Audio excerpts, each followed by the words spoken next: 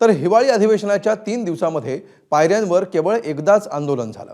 अधिवेशनातला विरोधी पक्षांचा विस्कळीतपणा यामुळे चव्हाट्यावर आल्याची चर्चा आहे। तिसऱ्या दिवशी विरोधकांचं पायऱ्यांवर आंदोलन झालंच नाही। विरोधी पक्षनेताच नसल्यामुळे जबाबदारी कोणी घ्यावी यावरून संभ्रमाचं चित्र होतं। पायऱ्यांवर आंदोलन करण्याची विरोधकांची परंपरा यामुळे खंडित झाल्याचंही बोललं जात आहे। काँग्रेस आणि ठाकरेंच्या शिवसेनेचे आमदार जबाबदारी ढकलत असल्याची माहिती आहे। अनेक बड्या नेत्यांच्या आंदोलनातल्या अनुपस्थितीमुळे नाराजीचा सूर देखील उमटला। पायऱ्यांवरील आंदोलनाबाबत मवियाच्या 3ही पक्षांमध्ये समन्वय नसल्याचीही चर्चा रंगली। एबीपी माझा, उघडा डोळे बघा नीट।